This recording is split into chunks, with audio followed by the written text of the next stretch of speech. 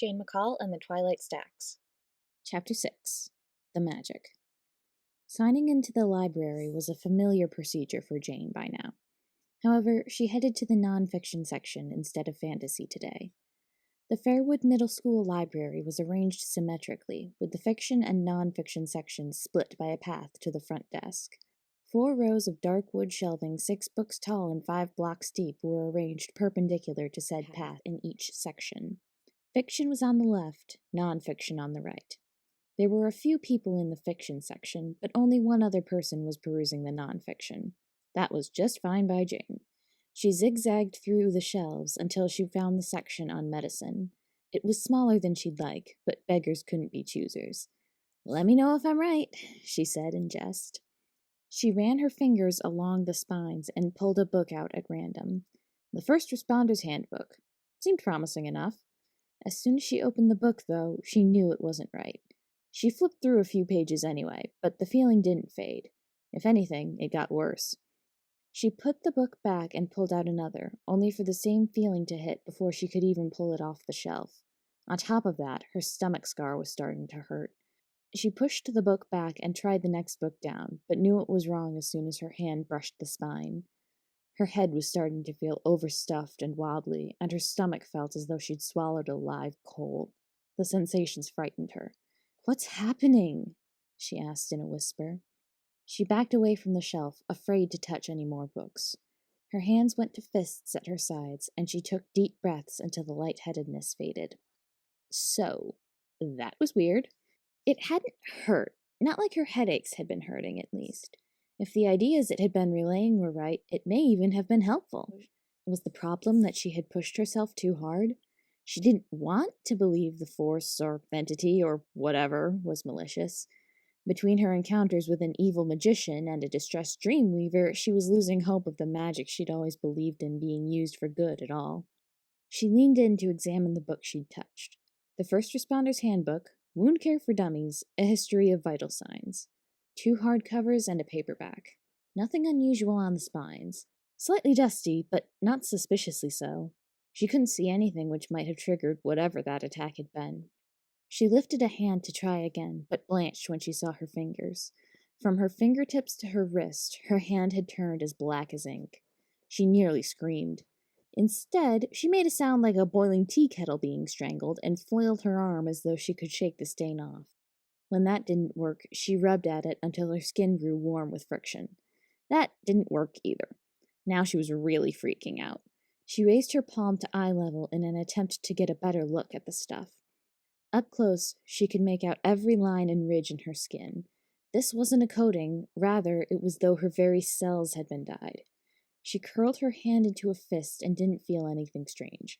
Poking the back of her hand yielded nothing but the sensation of cool flesh covering bone and a feeling of gentle warmth in her abdomen. Rolling up her sleeve showed a gradient fading up her arm all the way to her elbow. What was going on? It didn't look like a burn, didn't smell, didn't hurt. She could move her hand, her arm wasn't dead. Should she go to the nurse? Would the nurse even be able to help? Calm down. Calm down, she ordered herself.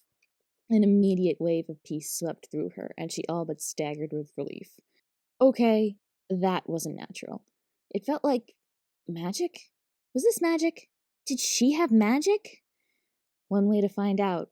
She pulled out a thin book from the shelf in front of her and placed it on the ground, then pointed at it.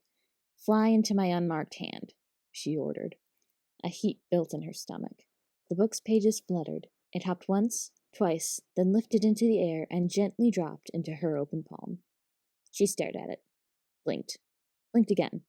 Waited for someone to walk around the shelves with a string and a fishing line. Then waited for the nonsense hallucinations to start.